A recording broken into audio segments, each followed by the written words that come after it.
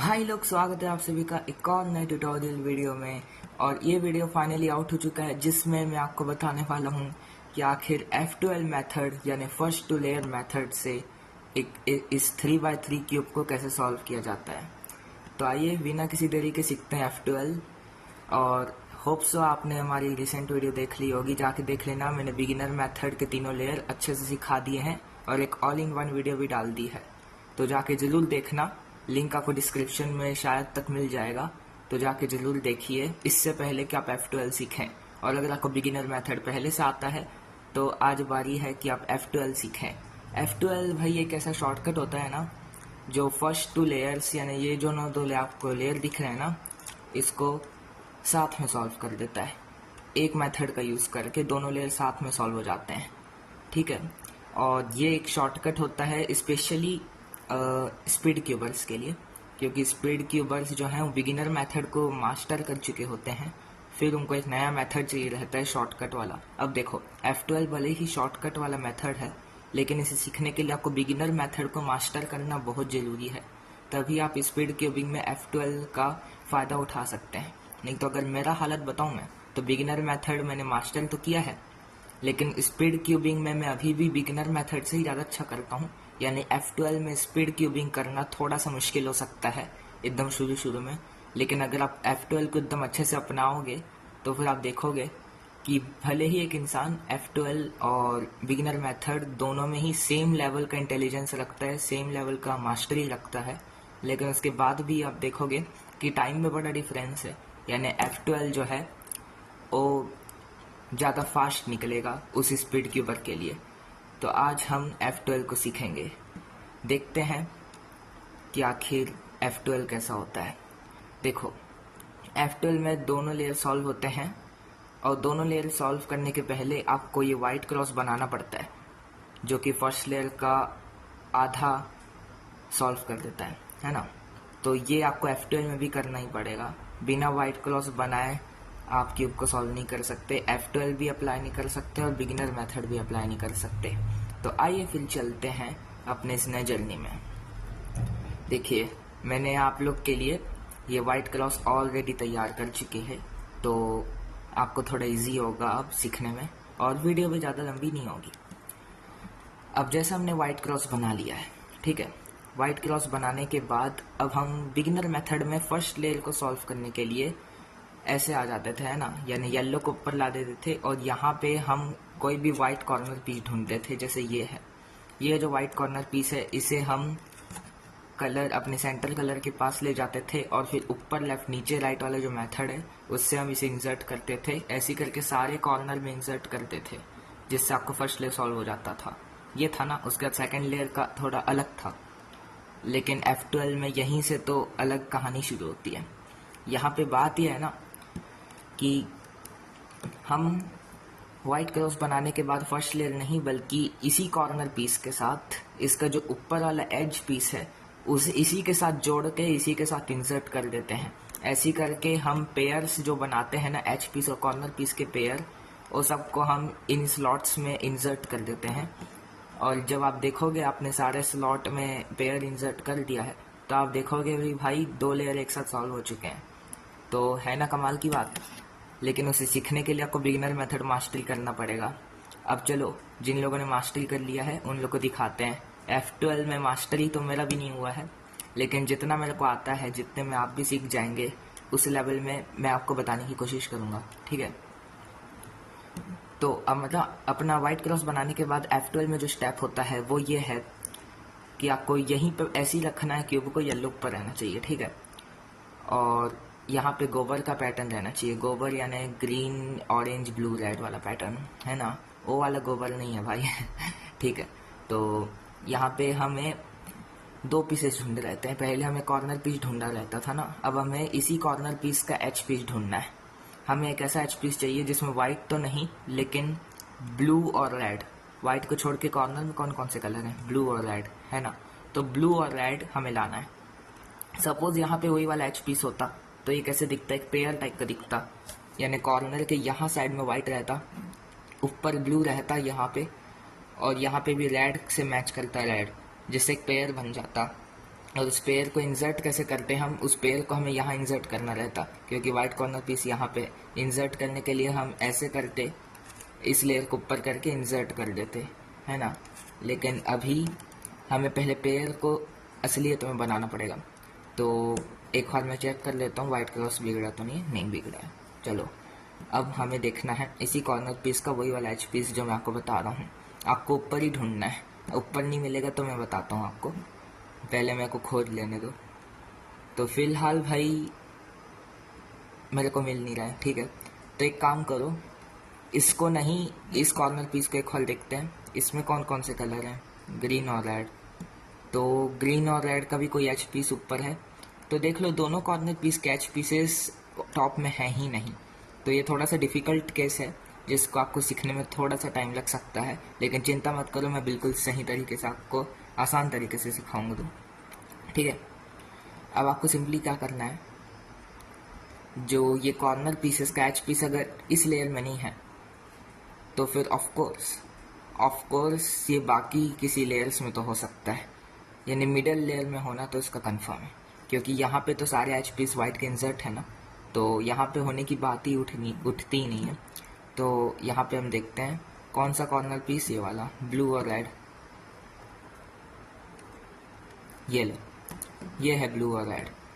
तो अब ये जो एच पीस है इसे हम टॉप लेयर में लाते हैं। कैसे लाएंगे, पहले हम इसे ऐसे करेंगे, ऊपर करेंगे, राइट लेयर को ऊपर, फिर हम इस एच पीस को सेव कर लेंगे। याद रहे कॉर्नर पीस यहाँ पे नहीं आना चाहिए, यहाँ पे खाली स्लॉट रहना चाहिए ताकि हम वाइट क्रॉस को वापस सॉल्व कर दें।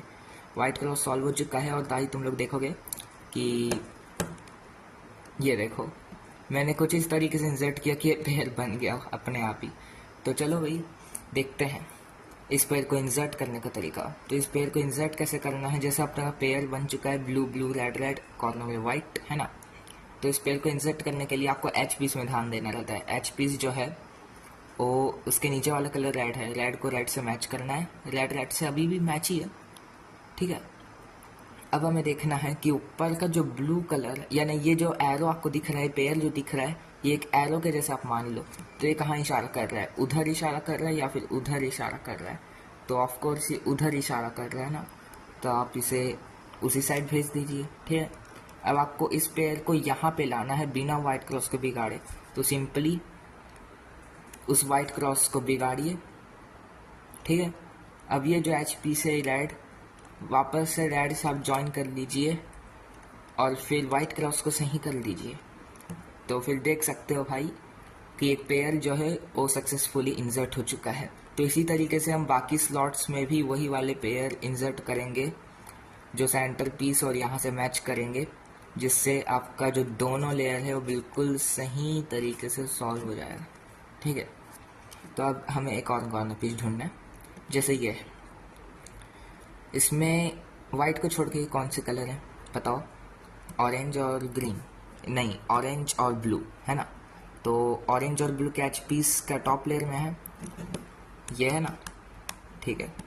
तो ये है एच पीस, ये है कॉर्नर पीस। अब हमें इसे कुछ इस तरीके से जोड़ना है कि ये जो एच पीस है वो यहाँ पे आ जाए, लेकिन यहाँ पे ऑरेंज रहना चाहिए, नीचे रहना चाहिए ब्लू, जो कि अभी हम अगर ऐसे करेंगे तो हो सकता है, पर वाइट क्रॉस का पूरा बिगड़ रहा है, तो उसके लिए एक टेक्निक चाहिए रहेगा, ठीक है। उस टेक्निक को कैसे करना बता देता हूँ। तो देखो बेसिकली 3 केसेस होते हैं, है ना, 3 केसेस होते हैं जब भी आपके कॉर्नर पीस और एच पीस जो है वो टॉप लेयर में आपको दिखाई देते हैं, तो उनका दिखने का जो पोजीशन है, दिखने का जो तरीका है, उसी के केसेस बने हुए हैं। जैसे कि पहला केस ये होता है जिसमें अगर एच पीस के टॉप में ब्लू है तो कॉर्नर पीस के भी टॉप में वही सेम कलर यानी ब्लू रहेगा, तो ये फर्स्ट केस हो गया, ठीक है। सेकंड केस ये होता है जो कि आपको अभी दिख रहा है, यानी अपोजिट कलर्स रहते हैं, ठीक है। यहाँ पे ब्लू है तो यहाँ पे ऑरेंज है, ब्लू तो नीचे है ना, वैसे यहाँ पे ऑरेंज यहाँ पे है ना। और थर्ड केस सबसे इजी केस होता है जिसमें कॉर्नर पीस के टॉप में वाइट रहता है, यानी सेम कलर भी नहीं रहते, अपोजिट कलर भी नहीं रहते, बल्कि ये वाइट आ जाता है ऊपर, जिससे इसका कोई रिलेशन नहीं होता, यानी समझ जाओ ना ही सेम का रिलेशन है ना ही अपोजिट का रिलेशन है, एक डिफरेंट कलर आ जाता है ऊपर, यानी वाइट आ जाता है, सिंपल भाषा में कहूँ तो इसी से समझ लो। तो फर्स्ट केस क्या था, सेम कलर है टॉप में, है ना, सेकंड केस क्या था जिसमें अपोजिट कलर रहे, और थर्ड केस क्या था जिसमें कॉर्नर पीस के टॉप में वाइट रहे। बस ये है सिंपल भाषा, इसी से तीनों केस तुम याद कर लो, ठीक है। और इसी से आपको मैं बताने वाला हूँ कि आखिर कैसे सॉल्व करना है हर केस को, ठीक है। तो इन केसेस को सॉल्व करने के लिए आपको करना क्या है, पहले तो यहाँ पे आप देख लो कौन सा केस आपको मिला है, फर्स्ट मिला है, सेकंड मिला है या थर्ड मिला है, ठीक है। तो ये ऑफ कोर्स भाई ये सेकंड केस है, ठीक है। तो अब ये सेकंड केस को हम कैसे सॉल्व करते हैं। सेकंड केस को सॉल्व करने के लिए आपको कुछ एल्गोरिदम तो याद नहीं करने हैं, क्योंकि F12 में एल्गोरिदम लगता नहीं है। बस थर्ड केस के लिए शायद आपको एल्गोरिदम लग सकता है, लेकिन फर्स्ट और सेकंड केस में आपको नहीं लगेगा, ठीक है। तो अब सेकंड केस को हम सॉल्व करना शुरू करते हैं। सिंपली आपको क्या करना है, आपको देखना है कॉर्नर पीस यहाँ पे है ना, इस केस में कॉर्नर पीस यहाँ पे है, एच पीस यहाँ पे। अगर एच पीस यहाँ पे होता तो अपना काम इजी होता, पर एच पीस अभी फ़िलहाल तो यहाँ पे, ठीक है।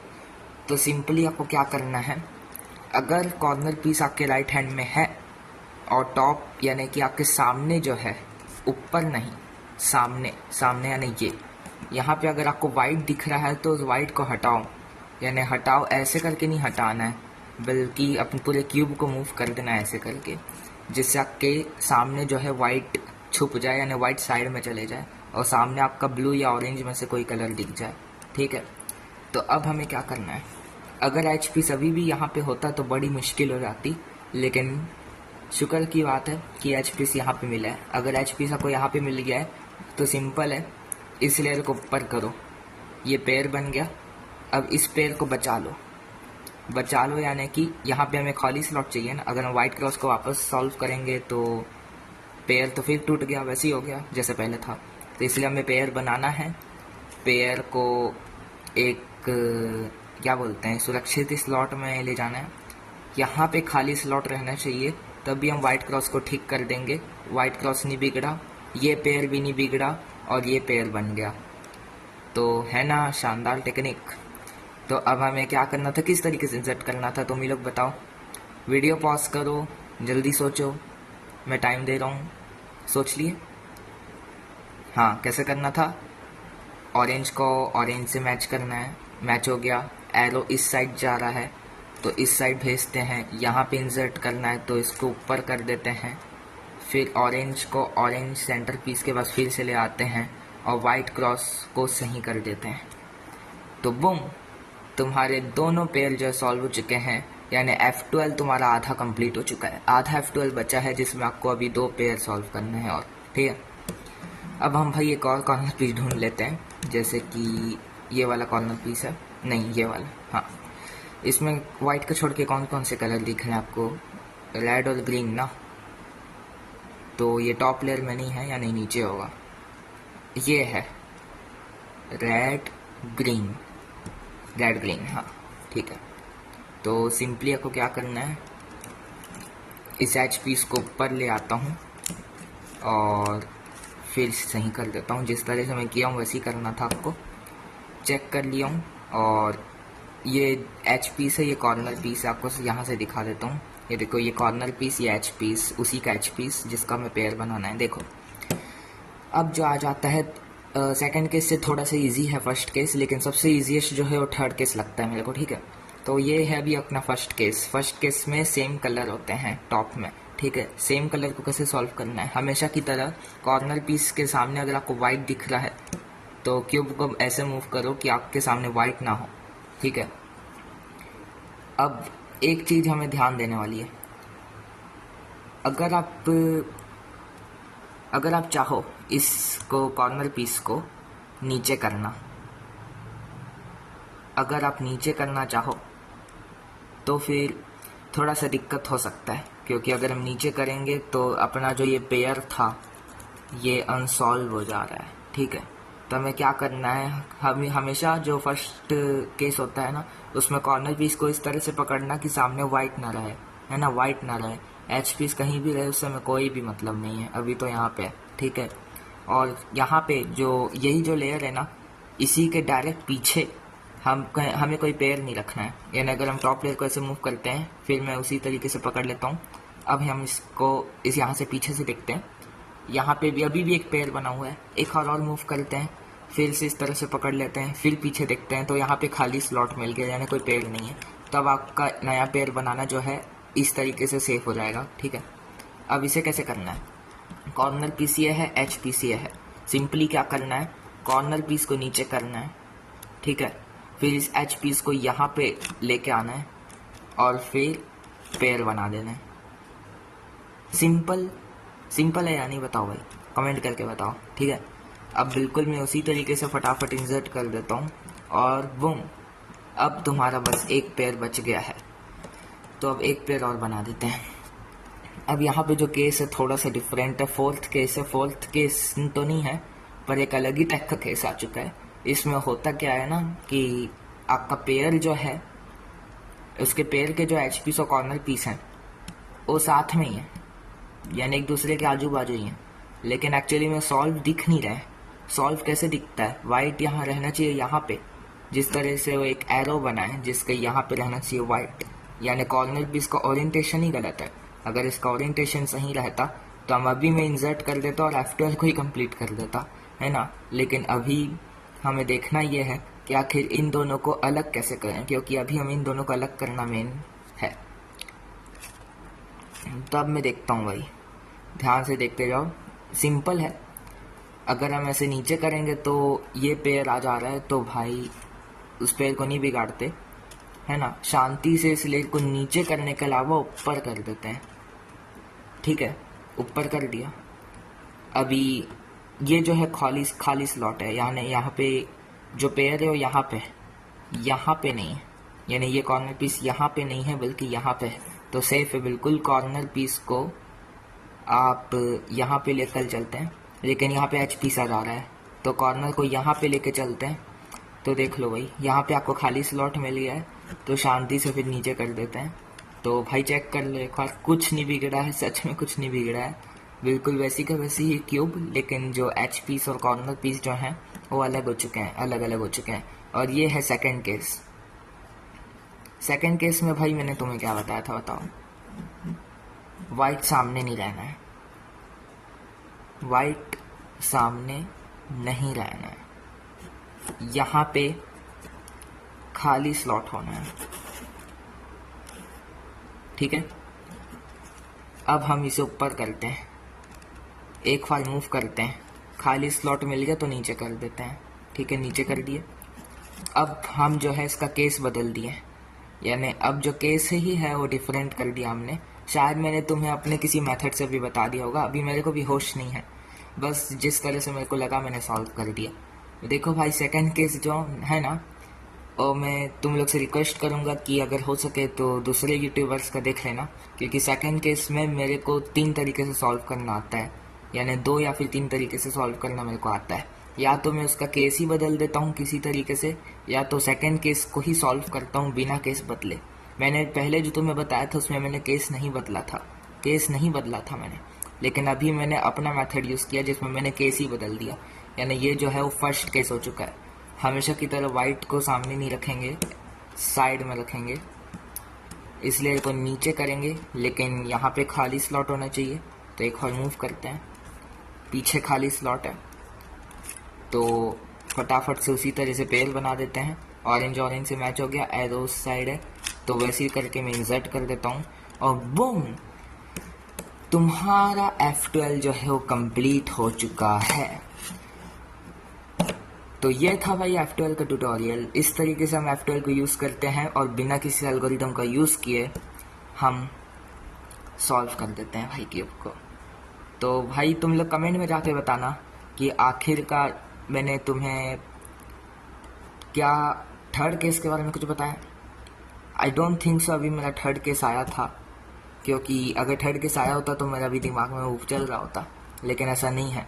एक्चुअली मैंने क्यूब सॉल्व किया तो थर्ड केस आया ही नहीं। तो एक काम करते हैं, मैं इस क्यूब को पूरा स्क्रैम्बल कर देता हूँ फिर से, और तब तक स्क्रैम्बल करूँगा जब तक एक थर्ड केस ना आ जाए। ठीक है, लेकिन उससे पहले भाई तुम लोग एक चीज़ बता दो कि F12 तुम्हें इजी लग रहा है या बिगिनर मेथड। अभी अगर जो लोग बिगिनर मेथड को अभी देखे होंगे और क्यों पहले से नहीं जानते होंगे, उनको F12 ज़्यादा ही कॉम्प्लिकेटेड लग रहा होगा। लेकिन जो बिगिनर मेथड को मास्टर करनी है उनको ये वाला मेथड से प्यार हो जाएगा। मेरे को भी इस मेथड से बहुत प्यार है, बस स्पीड क्यूबिंग में इसका यूज़ नहीं कर पाता फॉर सम रीज़न, क्योंकि एल्गोरिथम हमें नहीं लगाना रहता, हमें इसमें स्ट्रैटेजी लगानी रहती है। अगर आपका स्ट्रैटेजी ज़्यादा अच्छा है, अगर आपका दिमाग जो है एल्गोरिथम नहीं बल्कि स्ट्रैटेजी और रैंडम मूव्स से सॉल्व करना जानता है, तो भाई आप लोग के लिए F12 बेस्ट रहने वाला है। F12 को सीख जाओ, फर्स्ट 2 लेयर साथ में सॉल्व करो, फिर थर्ड लेयर बिगिनर मेथड से भी सही सॉल्व करो। हालांकि थर्ड लेयर का भी मेरे ख्याल से 3 मेथड होते होंगे। पहला बिगिनर मेथड से हम थर्ड लेयर को सॉल्व करते हैं, जो मैंने आपको सिखा चुका है पिछले वीडियोस में, है ना। Second OLL, third PLL। अब मैं इसका फुल फॉर्म नहीं जानता हूँ, लेकिन बाकी तो मैंने 2 मेथड्स बता दिए हैं तुम लोग को, और मेरे को नहीं लगता उसका कोई ट्यूटोरियल वीडियो आने वाला है, क्योंकि भाई मैं चाहता हूँ मेरा एक गेमिंग चैनल है तो गेमिंग ही रहे। मैं बस थोड़ा टाइम पास के लिए अपने ऑडियंस को बढ़ाने के लिए क्यूबिंग का ट्यूटोरियल ला रहा था, क्योंकि भाई क्यूबिंग में मैं मास्टर हूँ, है ना। लेकिन इसके बाद बहुत ज़्यादा चांसेस हैं कि मेरे और क्यूब के वीडियो आए ही ना। मेरा मकसद यही था कि भाई तुम लोग को एक ऐसा टीचर चाहिए था जो गेमर भी हो और उसका दिमाग भी तेज हो। तो उसका एग्जाम्पल हूँ मैं, बहुत प्रोमिनेंट एग्जाम्पल हूँ भाई। मैं क्यूब सॉल्व करता हूँ और गेमिंग करता हूँ। तो भाई ये था आज का F12 का ट्यूटोरियल। उम्मीद आप सबको अच्छा लगा होगा। अच्छा लगा तो जाके लाइक कर देना, सब्सक्राइब भी कर देना, और अगर आप चाहो तो थर्ड केस जो है उसके बारे में भी मैं आपको बता सकता हूँ, लेकिन आई थिंक थर्ड केस बताने की अभी मेरे को ज़रूरत लग नहीं रही है। लेकिन तब भी अभी तो मैं इस वीडियो को एंड नहीं करता हूँ। मैं एक नया क्लिप आपको देता हूँ जिसमें थर्ड केस को मिलाऊंगा, ठीक है यार। बहुत कोशिश के बाद मैंने थर्ड केस ले आया है, ठीक है। मैंने क्यूब को स्क्रैम्बल किया, फिर से व्हाइट क्रॉस बनाया और किसी तरीके से मैं थर्ड केस ले आया, ताकि तुम लोग को फर्स्ट और सेकंड के साथ थर्ड केस भी सिखा दूं, ठीक है। तो मेरा जो थर्ड केस है वो कुछ इस प्रकार से होता है, जैसा मैंने तुम लोग को बताया ही है अभी अभी कि भाई ये ब्लू है, यहाँ पे ब्लू है, रेड कुछ भी हो, लेकिन कॉर्नर पीस के टॉप में व्हाइट रहता है, वही है थर्ड केस की पहचान। अब मैं तुम्हें बताता हूँ भाई थर्ड केस को कैसे सॉल्व करना है, ठीक है। तो थर्ड केस को सॉल्व करने के लिए फर्स्ट सेकंड से थोड़ा अलग है पर इजी है। इसमें थोड़ा एल्गोरिथम का यूज़ होता है, जिसमें आपको एच पीस में ध्यान देना है, ठीक है। एच पीस में ध्यान देना है। अब एच पीस जो है उसका जो नीचे वाला कलर है रेड को आपको रेड से मैच करना रहता है, ठीक है। रेड को रेड से मैच कर दिए। अब उसके टॉप में जो ब्लू कलर है आपको देखना है कौन सी साइड में है। इस साइड तो ग्रीन है पर इस साइड ब्लू है, ठीक है। इस साइड ब्लू है, तो फिर हमें ऐसे नहीं भेजना है। तुम लोग सोच रहे होगे अपोजिट भेज देंगे, पर ऐसा नहीं है। अपोजिट ही भेजेंगे इसको, लेकिन टॉप लेयर को मूव करके नहीं बल्कि फ्रंट लेयर को मूव करेंगे, यानी क्लॉकवाइज मूव करेंगे। क्लॉकवाइज मूव कर दिए। अब इसी का जो यही जो एच पीस है इसका कॉर्नर पीस को उसके टॉप में ले आते हैं ये, और फिर क्रॉस जो है उसे फिर से ठीक कर देते हैं, और बूम तुम्हारा पेयर बन गया। और फिर उस पेयर को ऐसे इंसर्ट कर दो, पेयर इंसर्ट हो गया, ठीक है। तो उम्मीद होगी कि आप लोग तीनों केस अच्छे से समझ गए होंगे। अगर समझ गए तो भाई जाके लाइक ठोक देना, फिर से बोल रहा हूँ मैं इस वीडियो में। और यही था F12 का ट्यूटोरियल। और अब उम्मीद मत करना कि मैं गेमिंग का नहीं बल्कि इसी का वीडियो लाऊंगा। भाई गेमिंग मेरा मेन है, मेरे को गेमिंग ही पसंद है, और मैं चाहता हूँ भाई गेमिंग की वीडियो ज़्यादा है और मेरा चैनल गेमिंग के कारण मशहूर हो, ना ही इसके अलावा, ठीक है। ये बस मेरा एक हॉबी था जो मैं आप लोग को बताना चाहता था अपने ऑडियंस को, क्योंकि अभी मेरे इस क्यूबिंग ट्यूटोरियल्स के कारण मेरी ऑडियंस भी बहुत बढ़ रही है। तो मैं चाहता हूँ भाई और ज़्यादा बढ़ा दो और कुछ गेमर्स को भी ले आओ भाई, क्योंकि हमारे चैनल का नाम ही है स्काई प्लेरूम। और स्काई प्लेरूम का मतलब यह है कि भाई यहाँ पे सिर्फ गेमिंग नहीं होती बल्कि क्यूबिंग और पजल सॉल्विंग, ये सब अनलिमिटेड बंडल है भाई मेरे चैनल में। तो जाके सब्सक्राइब ठोको भाई, किस चीज़ का इंतज़ार कर रहे हो। तो फिलहाल इस वीडियो को भाई अब तो एंड कर ही देना चाहिए मेरे को, तो इसलिए गुड बाय।